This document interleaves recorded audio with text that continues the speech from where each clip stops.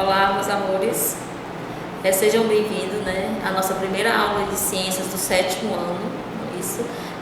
Eu queria muito que esse momento fosse em sala, junto com vocês, trabalhando, desenvolvendo esse conteúdo, fazendo essa explanação em sala para facilitar o entendimento de todos. Mas, infelizmente, o momento pede esse distanciamento social e a gente vai respeitar para o nosso bem em geral, tá certo? Queria muito estar com vocês, mas por enquanto a gente vai estar com vocês através somente de vídeo, levando um pouquinho do nosso conhecimento para vocês desenvolverem em casa, juntamente com seus pais e sua família, A nossa aula de hoje vai ser no livro de vocês, o livro de ciências do 7º ano. Nós vamos trabalhar o capítulo 6, tá bom? Aqui está o capítulo 6, que são as taxonomias, os seres vivos, classificação e nomenclatura, tá certo? Enquanto a gente vai passando os slides, vocês vão pegando o livro de vocês para acompanhar junto com a tia aqui todo esse trabalho, ok? No primeiro slide aí vocês vão ver tudo que abrange, a questão da classificação dos seres vivos, ok? Como é que a gente classifica esses seres vivos, ok? Quem fez a primeira classificação foi Carl von Linné, tá certo?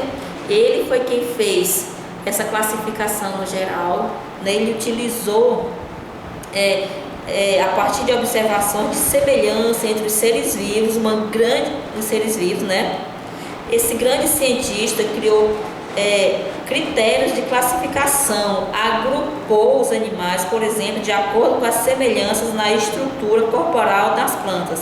Levou em conta, além de outros aspectos, não é mesmo, a estrutura das flores e frutos e assim sucessivamente. As ideias dele foram organizadas, para que apresentar uma regra de classificação e a nomenclatura dos seres vivos. Linneu, ele foi aprimorando o sistema de classificação e criando as chamadas categorias taxonômicas. O que são as categorias taxonômicas aí que vocês estão vendo no slide de vocês, não é isso? A classificação, o que é taxonomia? É a ciência de identificação universal em que é possível organizar os seres vivos em categorias, desde os mais específicos até um grupo mais abrangente. E como é que essas categorias foram desenvolvidas? Essas categorias, que a gente vai conhecer agora, elas foram organizadas, de maneira sequenciadas. Hoje a gente chama ela de categorias taxonômicas modernas. Aí nós temos a primeira categoria, que é a espécie, O que é a espécie? Ela é uma categoria mais específica. Os indivíduos são da mesma espécie e quando possuem características tipos ausentes em outras espécies. Além disso, os integrantes de uma mesma espécie podem se cruzar, originando descendentes férteis em condições naturais. Isso aí é a característica das espécies. A outra categoria é o gênero, O gênero é uma categoria mais abrangente do que a espécie, em que podemos encontrar reunidas diferentes espécies com semelhantes estruturas, tá certo? Família corresponde o quê? A reunião de diferentes gêneros. Ordem, de uma forma mais abrangente, a ordem é o conjunto de famílias semelhantes, ok? E o que é uma classe? É exatamente o conjunto das ordens. E depois vem o filo, que o filo é o conjunto das classes, o reino, que é o conjunto dos filos, e por último nós temos o domínio. O que é o domínio? É a categoria mais recente incluída nessas categorias taxonômicas, não é isso?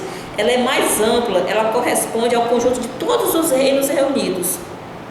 E são os 3 domínios, que é o domínio que é a árquea, bactéria e eucária. Vocês vão acompanhar no livro de vocês bem direitinho, tá certo? Sendo os 2 primeiros procariontes e os últimos são eucariontes, ok? Vamos passar para o próximo slide.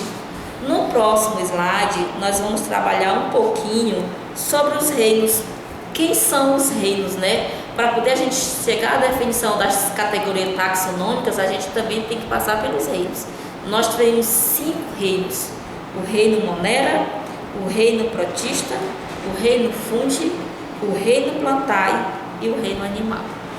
Esses 5 reinos é que faz toda essa divisão e é através dele que a gente chega nas categorias taxonômicas. primeiro reino, que é o reino Monera, ele é composto de organismos unicelulares e procariontes. Isso significa que são seres estruturalmente muito simples. O reino Monera tem seres vivos muito simples, né, de organização simples, e são capazes de produzir seu próprio alimento. Incrível, né? Além de são simples, mas têm a capacidade de produzir seu próprio alimento.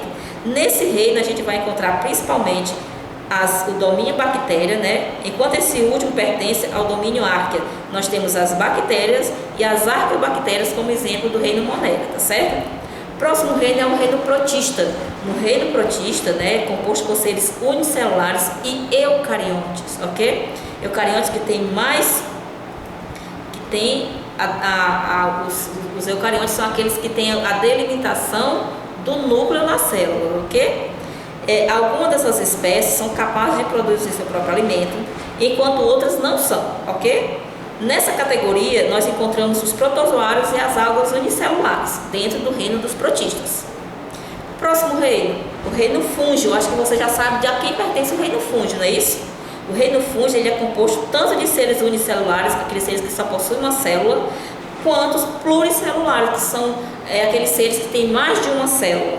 Todos eucariontes, ou seja, eles possuem a carioteca envolvendo ali o núcleo, ok? Não são capazes de produzir seu próprio alimento, né? Nutrindo-se de substâncias do meio onde se encontram. Nesse reino a gente encontra-se os fungos, ok? Próximo reino, o reino plantae, que é um dos maiores reinos que a gente trabalha. É composto de organismos pluricelulares e eucariontes, ou seja, são seres que têm mais de uma célula e possuem carioteca, porque são eucariontes.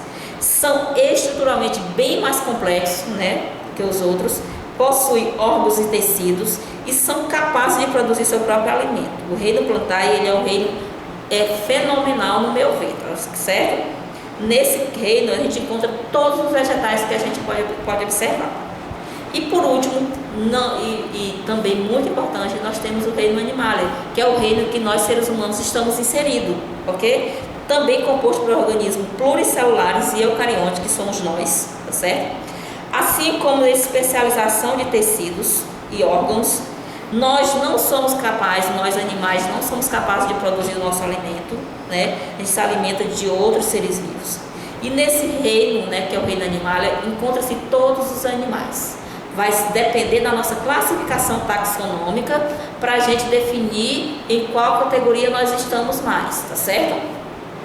Aí vocês estão vendo aí os 5 reinos e suas características, né, na imagem.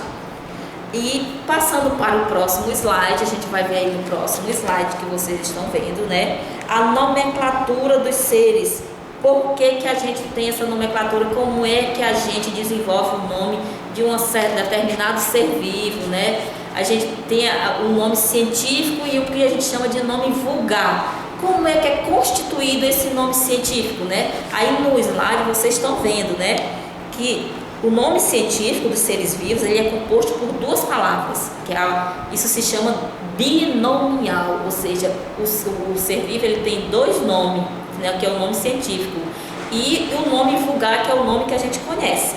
No caso do barbeiro, né, que é o inseto que transmite lá a doença de Chagas, o agente causador dele, ele tem 2 nomes, né? O nome científico que é o Trypanosoma cruzi, ou seja, ele tem 2 nomes, né?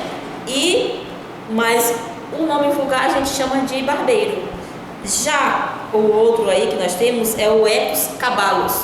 Equus caballus é o nome científico, nada mais nada menos do cavalo, né? O científico é Equus caballus e o nome vulgar é cavalo, ok?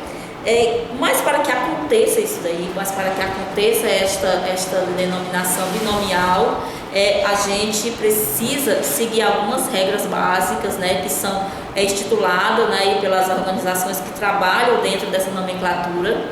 E aí no livro de vocês tem essas 6 regras básicas, sendo que a primeira regra é que o nome das espécies deverá ser escrito em latim, né, que foi a língua mais usada pelos cientistas, né? Por exemplo, Trypanosoma cruzi é um nome latim, tá certo? A segunda regra são sempre duas palavras, ecos, cabalos, se vocês já perceberam, não é isso? Em que a primeira indica o gênero, ecos é o gênero, né? E a segunda, ao unir-se à primeira, designa a espécie, que é cabalos, ou seja, ecos é o gênero e cabalos a espécie, ok? A regra 3, o gênero, né, da palavra será sempre escrito em letra inicial maiúscula. Vocês estão vendo aí, ecos, o E ele é maiúsculo.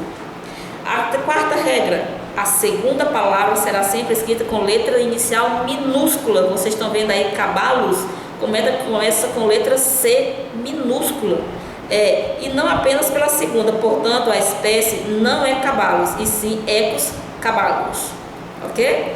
A regra 5, ambas as palavras devem ser sempre destacadas no itálico. Itálico é aquela letrinha lá do Word que ela é deitadinha, tá certo?